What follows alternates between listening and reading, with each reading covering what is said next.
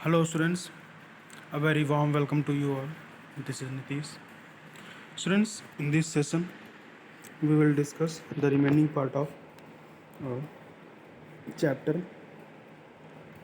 periodic table, जिसमें हम लोग periodic table की जो बेसिक प्रॉपर्टीज़ है एलिमेंट्स की इस चैप्टर में उसको हम लोग डिस्कस कर रहे थे।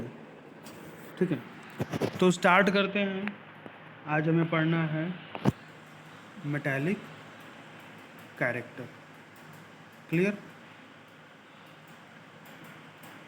सॉरी, ये हमें मेटालिक कैरेक्टर पढ़ना है। ठीक है, तो इसकी बात देखो, आप कहा जा रहा है कि those elements which have a tendency to lose their valence electrons and form a positive ion are considered as a metal. जैसे देखो, आप यहाँ पर सोडियम की बात करें तो सोडियम के पास 11 इलेक्ट्रॉन होते हैं। कॉन्फ़िगरेशन इसका 2 और 8 हो जाएगा और यहाँ पर 1 आ जाएगा। ठीक है, तो ये स्टेबल होना चाहेगा तो अपने आउटर मोस्ट सेल से एक इलेक्ट्रॉन क्या कर देगा, रिमूव कर देगा और अपने आप में पॉजिटिव चार्ज एक्वायर कर लेगा। यहाँ तक चीज़ें क्लियर हैं। इस तरीके से मैग्नीशियम है जो कि 2, 8 और 2 इसका इलेक्ट्रॉनिक कॉन्फ़िगरेशन है, 2 इलेक्ट्रॉन का रिमूवल कर देता है और नियॉन का इलेक्ट्रॉनिक कॉन्फ़िगरेशन प्राप्त कर लेता है जिससे स्टेबल हो जाए। तो ये भी क्या शो कर रहा है कि इलेक्ट्रॉन्स का ट्रांसफ़र। अब आगे देखेंगे। अब अगर इसमें हम लोग देखें तो जो मेटालिक कैरेक्टर है वो किन किन टर्म्स पर डिपेंड करता है, तो एटॉमिक साइज पर और न्यूक्लियर चार्ज पर। एटॉमिक साइज और न्यूक्लियर चार्ज। देखो, अब एटॉमिक साइज में क्या बताया जा रहा है, the greater the atomic size the farther the outer most orbit and the lesser the nuclear pull exert on it. जैसे जैसे साइज बढ़ती जाएगी, ठीक है, वैसे वैसे सेल बढ़ते जाएंगे, यानी जो आउटर मोस्ट सेल है वो न्यूक्लियस से काफ़ी दूर हो जाएगा जिससे कि उस पर जो पुल होगा वो कम जो है एक्सर्ट होगा, उस पर प्रेशर जो फोर्स होगा वो कम लगेगा। एज अ रिजल्ट हम कह सकते हैं कि electron can move more easily from the out valence shell outer most shell and thus making the electrons more metallic element more metallic. जितनी आसानी से जो है कोई एलिमेंट इलेक्ट्रॉन जो है रिमूवल कर देगा उतनी ही जो है ज़्यादा वो क्या होगा, मेटालिक कैरेक्टर का होगा। Next property, nuclear charge. The greater the nuclear charge the greater is the force exerted by the nucleus on the electron of the outer most orbit. जितना ज़्यादा न्यूक्लियर चार्ज होगा इट मीन्स उस पर उतना ही ज़्यादा फोर्स अप्लाइड होगा through the nucleus on the outer most electron. This make it difficult to remove the electron. और ये इलेक्ट्रॉन को रिमूवल में क्या करेगा, डिफ़िकल्टी जो है जनरेट करेगा जिससे कि उसकी मेटालिक कैरेक्टर क्या हो जाएगी, डिक्रीज़ हो जाएगी। जैसा कि अगर आप देखते हो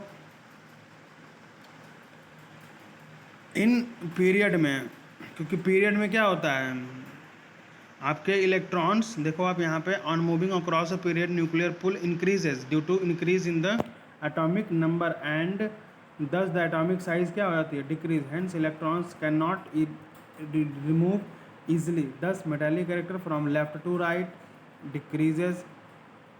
क्लियर? और अगर यही बात हम करें आपके ग्रुप में, देखो आप ग्रुप में on moving down a group the atomic number increases as the atomic size increases and nuclear charge also increases, so the effect of increased atomic size is greater than as compared to nuclear charge। Nuclear charge compare में जो atomic size का जो increment है वो ज़्यादा है, therefore हम कह सकते हैं कि metallic character increases as the when we move in a group, so they can lose electrons easily and they are more metallic character। ठीक है, अब एग्जांपल्स देख लेते हैं कुछ। तो यहाँ देखो आप, ग्रुप फर्स्ट में lithium is the least metallic element, ठीक है। यहाँ पे lithium is the least metallic element then the caesium. Francium is radioactive element, so it is not, its property are not known. ये हमारा radio active element है तो इसकी properties known नहीं है। Otherwise lithium, sodium, potassium, rubidium, caesium, ये सारे elements कैसे हैं, मेटालिक कैरेक्टर के, जिसमें सबसे मोस्ट मेटालिक कैरेक्टर होगा सीजियम का और लीस्ट होगा हमारा लिथियम का। आगे बढ़ते हैं।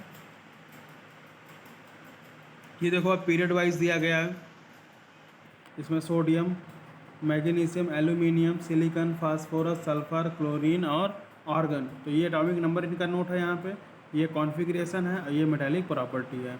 तो जब हम लेफ्ट से राइट में जाते हैं तो 1 2 3 तक तो इलेक्ट्रॉन जिनके आउटर मोस्ट शेल में होंगे वो मेटल कैरेक्टर के होंगे, 4 जो होगा वो मेटलाइट होगा, अदरवाइज ये 3 जो है non metal, last one is noble gas. Clear. इनकी वैलेंसीज यहाँ गिवन है, 1 से 4 तक इंक्रीज होती हैं, देन डिक्रीज होंगी कहाँ तक, 0 तक। अब आगे हम लोग देखते हैं सेकेंड पीरियड में। इन्होंने देखो आप लिखा है कि जो लिथियम है वो मोस्ट मेटालिक कैरेक्टर होगा, क्योंकि लेफ्ट टू राइट जाने पर मेटालिक कैरेक्टर क्या होती है, डिक्रीज होती है। तो लिथियम और बेरिलियम जो है मोस्ट जो है मेटालिक होगा, बोरॉन जो है मेटलाइड होगा, अदरवाइज ये 3 कार्बन, नाइट्रोजन, ऑक्सीजन जो है नॉन मेटल होंगे।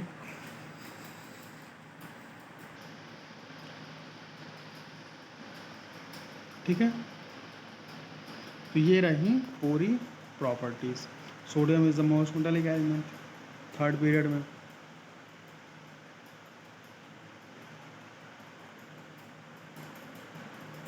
आगे देखो आप, non metallic character, those elements which have a tendency to gain electrons in order to attain octet in their outer most orbit are considered as a non metal.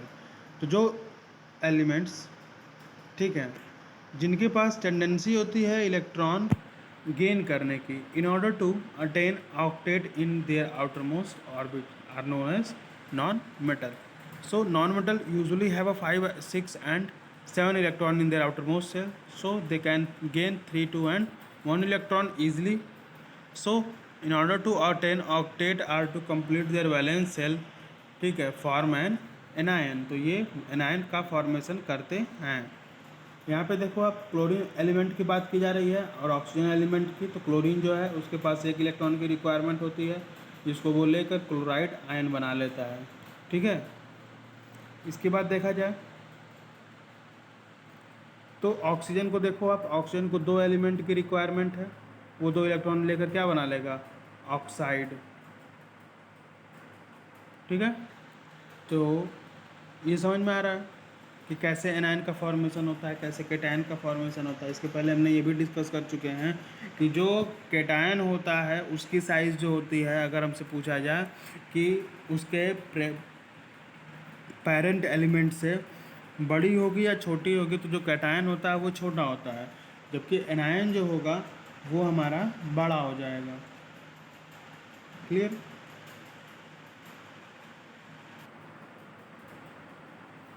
सो यहाँ देखेंगे, non metallic character also depends on atomic size and nuclear charge. ठीक है, अब यहाँ से पढ़ेंगे atomic size जो है, smaller is atomic size, the greater is the nuclear pull and the tendency to gain electron. ठीक, ज़्यादा जो है न्यूक्लियर पूल होगा और उसमें जो गेनिंग इलेक्ट्रॉन की टेंडेंसी होगी वो ज़्यादा होगी। तो हम कह सकते हैं कि element is more non metallic nature, क्योंकि वो ज़्यादा तेज़ी से खींच सकता है इलेक्ट्रॉन को, तो इसमें नॉन मेटालिक कैरेक्टर क्या हो, ज़्यादा। अब न्यूक्लियर चार्ज की बात करें तो the greater the nuclear charge, ठीक है, greater is the tendency to gain electron, hence non metallic character is the more in these elements. आगे ट्रेंड्स की बात करें ग्रुप में, तो the atomic size increases due to addition of new shells over successive period, though the nuclear charge increases due to an increase in atomic number. The effect of increasing atomic size is greater, therefore non metallic character down group is the decreases. जैसे जैसे group में अगर हम नीचे की तरफ जाते हैं तो नॉन मेटालिक कैरेक्टर होती है वो क्या होती है, डिक्रीज होती है। ठीक है।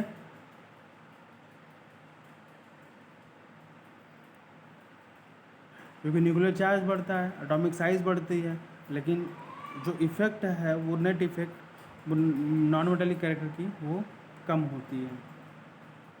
अक्रॉस द पीरियड बात किया जाए, on moving across a period the tendency to gain electron increases due to increase in atomic nuclear pull and a decrease in a size कम होती है, न्यूक्लियर पुल बढ़ता है तो आसानी से इलेक्ट्रॉन वो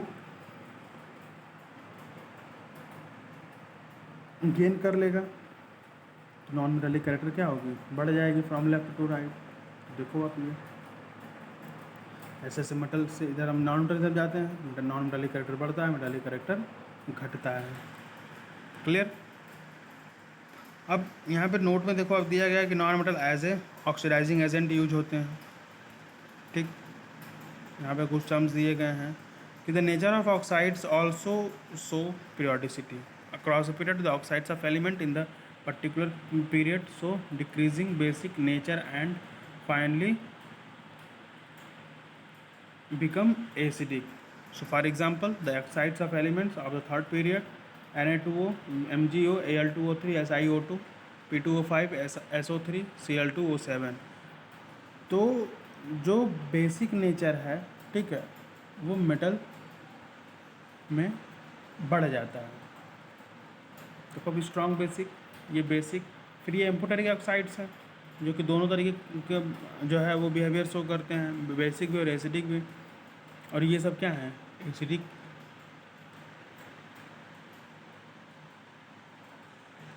अब यहाँ देख लेंगे कि